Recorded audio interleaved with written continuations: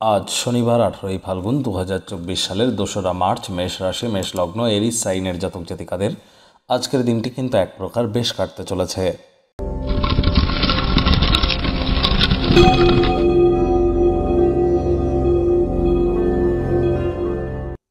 ভিডিওটির শুরুতেই স্ক্রিনে আপনারা দেখতে পাচ্ছেন শনি মহারাজের প্রণাম মন্ত্র। ওম নীলাঞ্জনচয় প্রক্ষং রবি সুতং মহাগ্রহম ছায়ায়া গর্ভ সম্ভূতং তং নমামি শনিশ্চরম।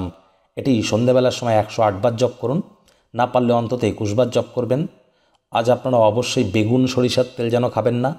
লবণ, বেগুন, সরিষার তেল এবং লোহার কোনো জিনিস আজ ক্রয় করা থেকে বিরত থাকুন। 2024 সালের মার্চ মাস শুরু হয়ে গেছে। অত্যন্ত গুরুত্বপূর্ণ একটি মাস, কারণ এ মাসেই কিন্তু সূর্য এবং রাহুর মিলন ঘটবে, অর্থাৎ গ্রহণ দোষ তৈরি হতে চলেছে আপনাদের রাশির ক্ষেত্রে। এছাড়া মঙ্গল শনির সংযোগের কারণে দঙ্গল ইতিও তৈরি হবে।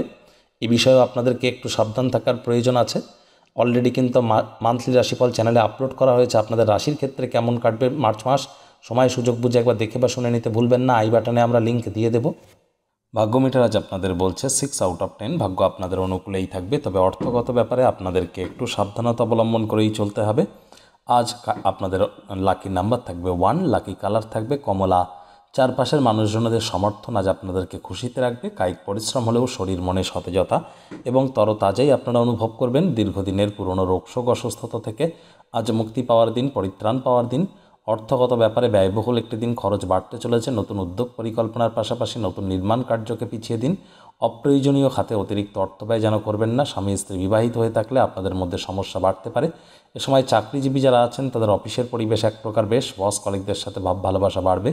কর্মে গতি অনুভব করবেন। নিজের মেধা, দক্ষতা, ট্যালেন্টের দৌলতে প্রশংসার পাত্রপাত্রীও আপনারা হতে চলেছেন।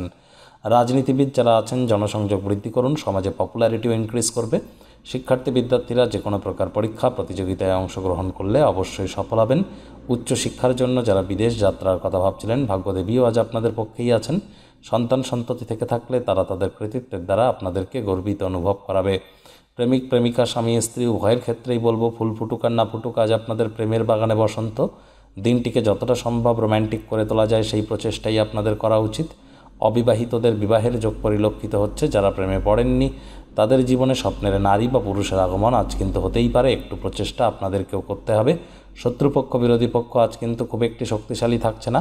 পরিবার, পরিজন, নিকটে স্থানীয় ব্যক্তিবর্গ, বন্ধু স্বজন কারোর উপরেই জোর করে নিজের মতামতকে যেন জাহির করতে যাবেন না। ছোটোখাটো ব্যাপারে অন্যের ভুল ত্রুটি ধরার স্বভাব থাকলে ত্যাগ করুন, তা না হলে সম্পর্কের অবনতি কিন্তু হতেই পারে।